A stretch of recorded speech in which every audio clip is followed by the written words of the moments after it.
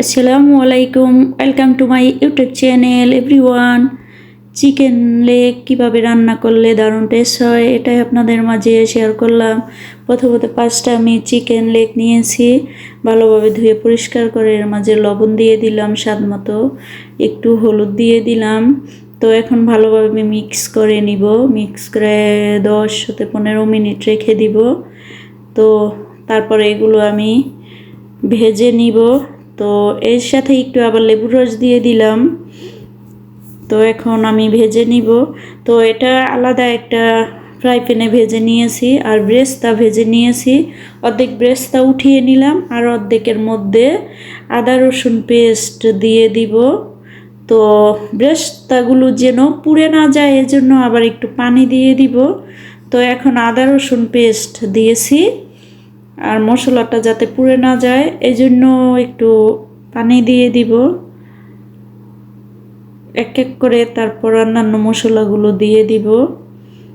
তো ব্রেস্তার সাথে আমি গরম মশলা, এলাচ, দারচিনি, তেজপাতা ভেজে নিয়েছিলাম। তো ওইটা ওই সময় ভিডিও করা হয় নাই, এই জন্য এখন বলে দিলাম। তো এর মধ্যে স্বাদ মতো লবণ, মরিচের গুঁড়া, জিরার গুঁড়া, ধনিয়ার গুঁড়া 1/2 চামচ করে দিয়ে দিয়েছি। মরিচের গুঁড়া 1 চামচ দিয়েছি, আর মাংসের মশলা ওইটা 2 চামচ দিয়ে দিয়েছি, রেডি যেই মাংসের মশলাটা। তো সাথে ধনিয়ার গুঁড়া, জিরার গুঁড়া, গরম মশলার গুঁড়া 1/2 চামচ করে দিয়েছি। তো মশলাটা যখন ভালোভাবে কষানো হয়েছে ওই সময় একটু আবার সস দিয়ে দিয়েছি। তো এখন উপরে তেল উঠে আসছে মশলার। তো এখন আমি লেগ পিসগুলো দিয়ে কষিয়ে নিতেছি, 3-4 মিনিটের মতো কষিয়ে নিব। তো এটা কষানো হলে, যেহেতু এটা আমি ভেজে রাখছিলাম তো বেশিক্ষণ কষাইতে হয় নাই। তো এখন আমি গরম পানি দিয়ে দিলাম। মাংস সব সময় চেষ্টা করবেন মাংস রান্না করলে গরম পানি দেওয়ার জন্য, তাহলে দারুণ টেস্ট হয়।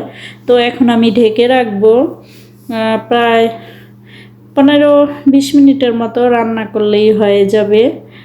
তো এখন আমি ঢাকনা উঠিয়ে আবার একটু নাড়াচাড়া করে দিলাম। তো পানিটা শুকিয়ে গেছে। তো এটা অবশ্য শুকনো শুকনো হবে, হালকা ঝোল হবে। তো এখন আবার একটু ঢেকে দিলাম। তো রান্না শেষ। তো এখন আমি নামিয়ে নিব। তো নামানোর আগ দিয়ে আবার একটু ভাজা জিরার গুঁড়া দিয়েছিলাম, তো এটা ভিডিও করতে মনে ছিল না। তো এখন আমি নামিয়ে একটা বাটিতে রেখে দিলাম। তো তারপরে যেই ব্রেস্তাগুলো উঠিয়ে রাখছিলাম কিছু ব্রেস্তা এর উপরে দিয়ে দিলাম। তো এই রান্নাটা দারুণ টেস্ট ছিল, আপনারা ট্রাই করে দেখতে পারেন। তো চিকেন তো অনেকভাবেই রান্না করা যায়, এইভাবে একবার রান্না করে খাবেন।